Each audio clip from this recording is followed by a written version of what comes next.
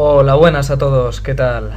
Aquí estamos en este siguiente tutorial en el que hablaremos sobre algo muy importante a la hora de hacer una historia, utilizando clichés y cosas que encontramos muy o demasiado recurrentemente en historias con libros, en películas, en todo tipo de narraciones. Hoy hablaremos sobre, una vez tienes elegido el tema sobre el que quieres hablar en tu historia, el porqué, las razones que quieres, lo que quieres explicar a la gente con tu historia, hay algo que es muy importante decidir, que es cómo lo vas a hacer, ¿de acuerdo? Para explicar un poquito cómo hay que hacer esta selección, cómo hay que tratar la trama una vez la tenemos decidida, cómo hay que enfocar los personajes, vamos a ver una serie de tópicos, de clichés bastante comunes hoy en día en la literatura y en el cine sobre todo, en cuanto a personajes y en cuanto a tramas, ¿de acuerdo? Así que vamos a ir directamente a Topicazoville y allí nos vamos a encontrar con gente como asesinos siniestros vestidos de negro y con máscaras. Aquí tenemos un fotograma de la película Scream. La película Scream del director de Wes Craven es realmente... está bien este tópico porque lo utiliza a favor de la narración, porque realmente si ves la película y la ves escuchando los diálogos con interés y no te quedas solamente que es una historia de asesinos, te das cuenta de que el director explica clichés en cada una de sus películas sobre asesinos en el cine. De hecho, una de las entregas está basada en Hollywood mientras ruedan una película de asesinatos y aparece el asesino, con lo cual se juega mucho con el tema de los clichés, llevarlos a lo que se supone que en la historia es la vida real. Y está muy bien, pero sí, encontramos muchos asesinos en el cine y algunos en la literatura con estas características que suelen ser, al final acaban siendo o personajes de los que se habla inicialmente en la historia y que tenían muy poca relevancia, parecía que no tenían, o directamente se hace un Deus Ex Machina y no te explican quién es ni por qué, simplemente que está muy cabreado, o que forma parte de los protagonistas y te hacen una explicación un poquito baratuna de por qué es el asesino y por qué los quería matar a todos.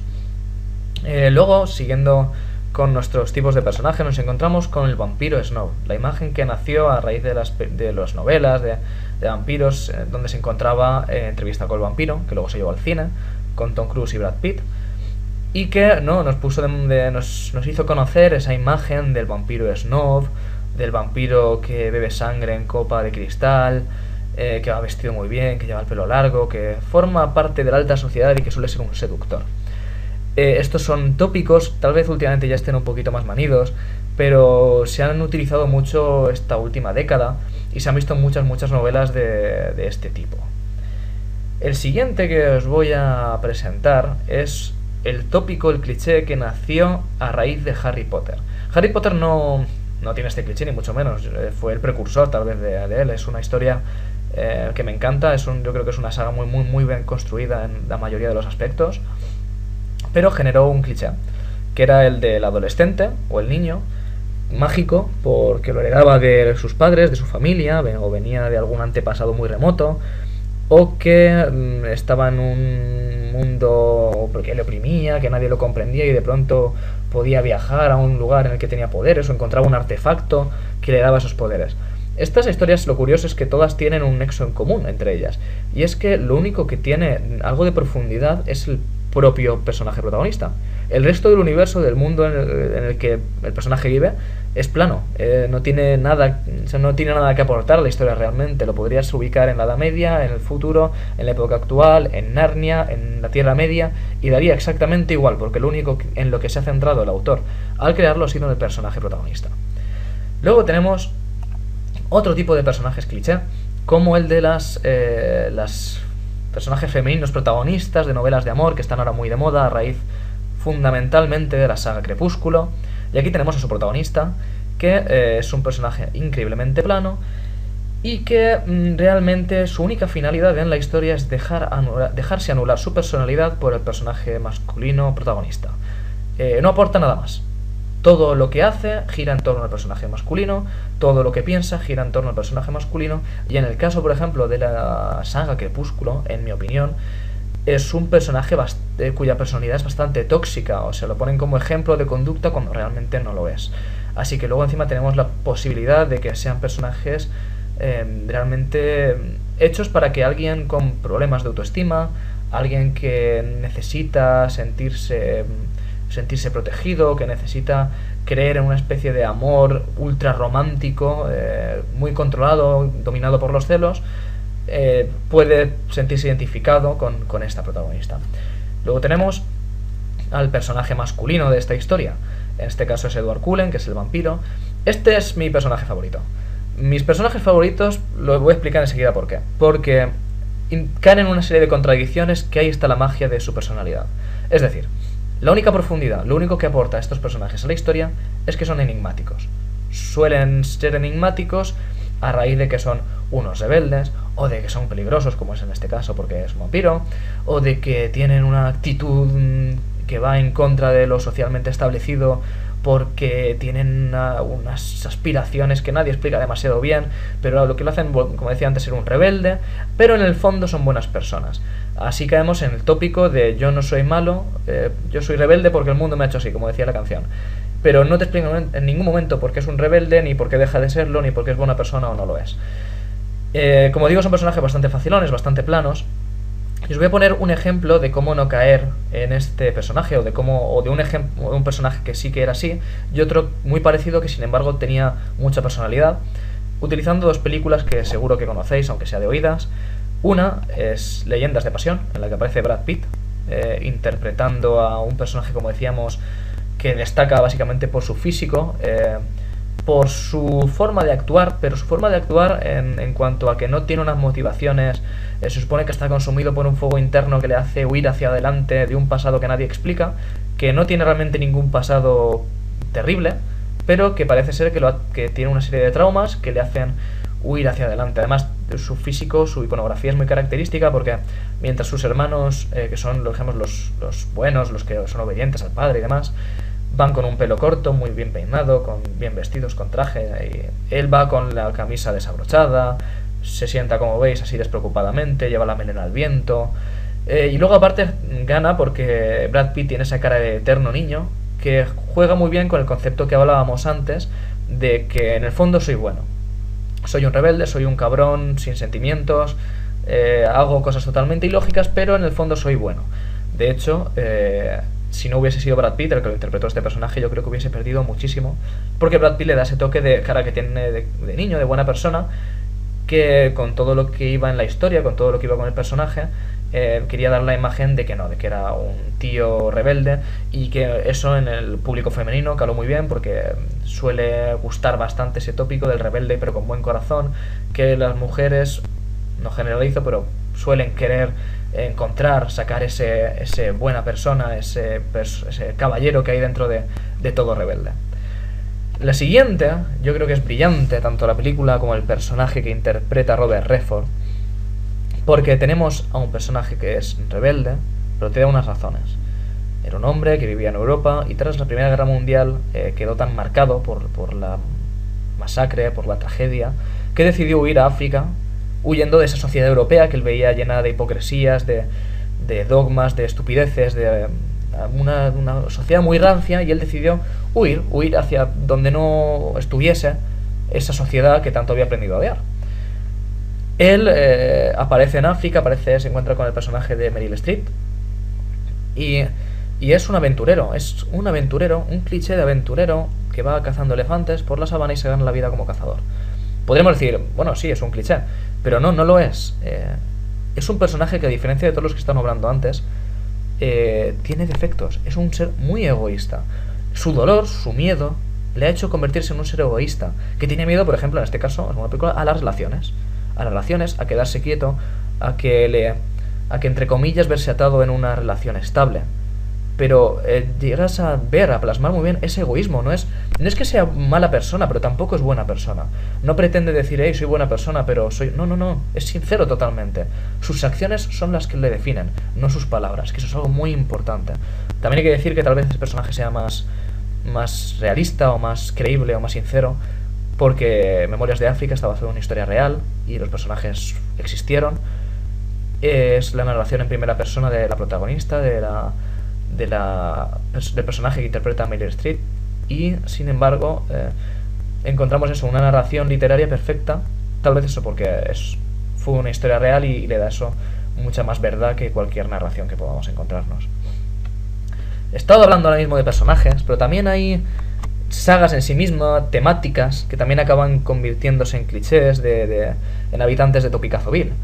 Como por ejemplo, os voy a contar una anécdota, como por ejemplo es el caso de la serie Naruto. La serie Naruto es una serie manga que ha causado furor en los adolescentes, en los chavales más jóvenes. Y me parece curioso porque un editor de una editorial de cómics me comentaba no hace mucho que reciben al mes unos 150 manuscritos de cómic, manga, y el 90 y tantos % son copias burdas de Naruto. Y ya no estamos, y digo burdas, no por meterme así porque sí, sino porque llegan incluso a poner los mismos personajes, los mismos nombres a los personajes. Llegan a ser la trama increíblemente parecida, ninjas que tienen dentro un poder demoníaco, que hay una ciudad que defender, que el personaje aspira a ser el líder de su comunidad. O sea, yo entiendo que cuando se empieza es difícil no caer en esto, de acuerdo, lo sé, soy perfectamente consciente, pero llega un punto en el que tenemos que saber diferenciar de la propia creatividad del fanart o incluso el plagio. Tenemos que fijarnos muy bien, está muy bien tener referencias, es necesario tener referencias incluso. De hecho, una novela que muestra ligeramente pequeños puntos donde hay una referencia a otra novela, de hecho eso la enriquece un montón. Pero no caigamos, no nos pasemos, no caigamos en lo que sería, como digo, en la copia burda o en el plagio. Tened mucho cuidado con esto porque sé que al principio es difícil, en vuestras primeras obras no os preocupéis, pero tampoco queráis pretender que sean perfectas o que sean obras de arte o que no las critiquen. Si os las critican, quiere decir y aceptáis la crítica, quiere decir que lo estáis haciendo bien y que algún día, por fin, cuando maduréis como autores, llegaréis a hacer algo que realmente sea vuestro y lo sintáis como tal. La siguiente imagen nos muestra esto que ahora mismo está tan de moda, de nuevo gracias a Juego de Tronos, que también se puso de moda con El Señor de los Anillos, que son las novelas de fantasía épica. ¿Cuántas copias ahora mismo están saliendo, le están llegando a las editoriales de fantasía épica, de Juego de Tronos? Siguen llegando El Señor de los Anillos. Volvemos a lo mismo, son copias de gente fan que decide hacer sus primeras historias y evidentemente están muy influidas por estas grandes novelas de referencia como es Juego de Tronos o El Señor de los Anillos. Pero caemos en lo mismo. 300. ¿Cuántas historias de espartanos aparecieron después de 300? Muchísimas, pero eran eso, todas imitaciones de la película basada en el cómic. Por favor, si hacéis historias de ciencia ficción futurista, pensad que en el futuro será muy poco útil utilizar espadas. Solamente queda bien en Star Wars y porque generó algo nuevo, nadie se lo esperaba, nadie lo había planteado hasta ese momento, que es el concepto de la espada láser, incluso que va unido al concepto del Jedi, que es algo muy específico y muy concreto y muy bien trabajado, con mucha profundidad.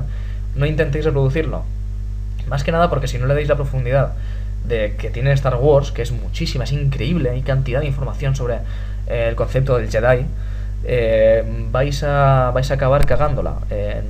Si pensáis en el futuro, no pongáis espadas, ni espadas láser, ni espadas de ningún otro tipo. No es realista.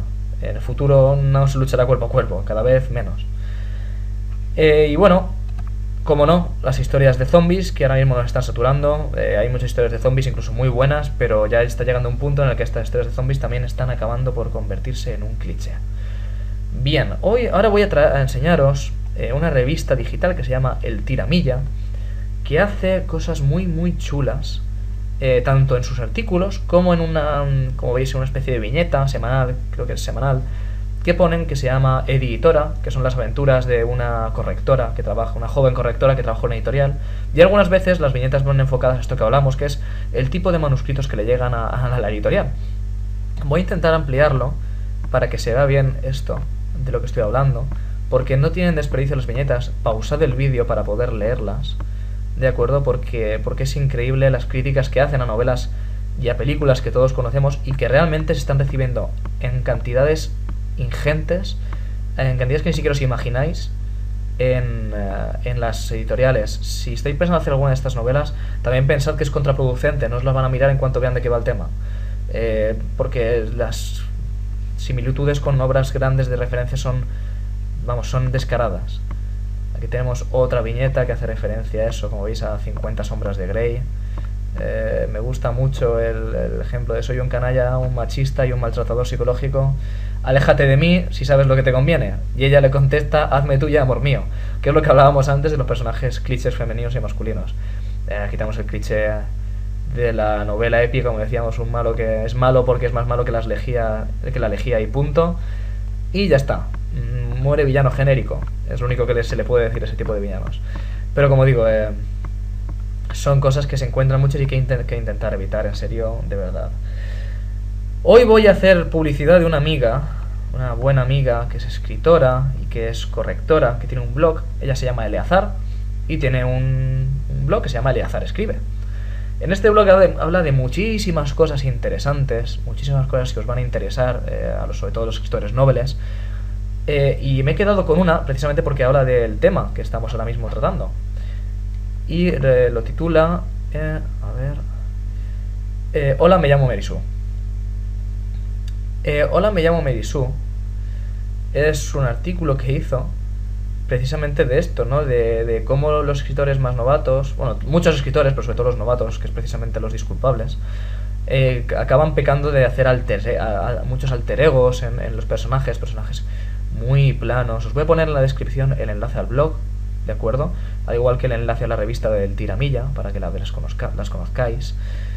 Y que leáis porque, por ejemplo, en este caso no es porque Eleazar sea una grandísima amiga, sino porque es una grandísima profesional, tanto de la editorial, tanto del mundo literario, como una profesional bloguera increíble. Os recomiendo encarecidamente que entréis en su blog, que lo visitéis, que os suscribáis y que veáis todo lo que tiene que deciros, porque la verdad es que habla de temas muy diversos y habla muy bien y habla muy clarito, cosa que en el mundo de la literatura no siempre es fácil encontrar. Así que nada, espero que os haya gustado, que os haya sido útil. Como sabéis, dadle a me gusta, suscribíos y seguiré haciendo tutoriales para poder ayudaros y que podamos hacer de este mundo literario un sitio mejor. Muchísimas gracias y hasta la próxima.